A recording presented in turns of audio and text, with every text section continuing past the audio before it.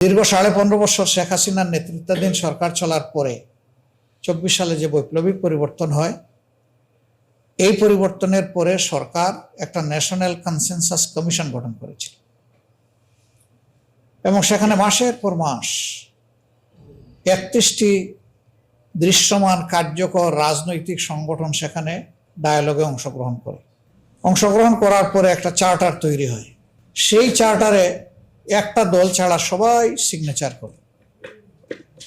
আমার জানা মতো শুধু বাংলাদেশ কমিউনিস্ট পার্টি সিগনেচার করে নাই, আর সবাই আগে পরে মিলে সিগনেচার সবাই করেছে। না করেছে, শেষ মুহূর্তে গিয়ে করেছে, আর কেউ বাকি নাই, শুধু কমিউনিস্ট পার্টি। এবং আপনারা জানেন যে একই দিনে দুটো নির্বাচন হলো।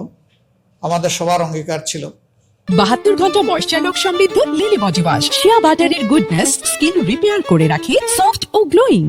এই নির্বাচনকে অর্থবহ করা, গণভোটে হা বলা। এখন যারা সরকারি দলে আছেন তারাও বলেছেন, আমরাও বলেছি। আমরা একটু চড়া গলায় বেশি করে বলেছি, তারা হালকা গলায় অল্প হলেও বলেছে। এখানে কোনো বিরোধ নাই, সবাই চেয়েছি আমরা গণভোট, এবং আমরা জাতির সামনে অঙ্গীকার করেছি যে গণভোটের রায় যেদিকে যাবে এটা আমরা সবাই মানব। এই গণভোটের রায় অনুযায়ী একটা রিফরমেশন কাউন্সিল গঠন করার কথা, সংস্কার পরিষদ, এবং শপথটা একই দিনে একই সাথে হওয়ার কথা। প্রথমে হবে সংসদ সদস্য হিসাবে শপথ, তারপরে হবে সংস্কার পরিষদের সদস্য হিসাবে শপথ।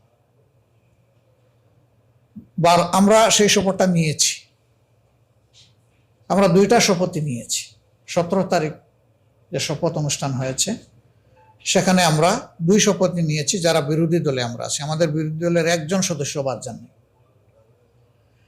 কিন্তু সবাইকে অবাক করে দিয়ে নিজেদের অবস্থান পরিবর্তন রাতারাতি করে সরকারি দল তারা একটা শপথ নিলেন, আরেকটা নিলেন না। সংসদ সদস্য হিসাবে শপথ নিলেন, কিন্তু সংস্কার পরিষদের সদস্য হিসাবে তারা শপথ নিলেন না। তারা তাদের অবস্থান পরিষ্কার করে বললেন,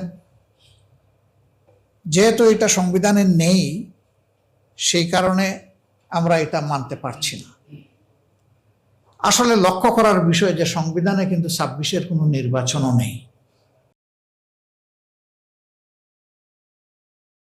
72 ঘন্টা ময়েশ্চার লক সমৃদ্ধ লিলি বডি ওয়াশ, শিয়া বাটারের গুডনেস স্কিন রিপেয়ার করে রাখে সফট ও গ্লোয়িং।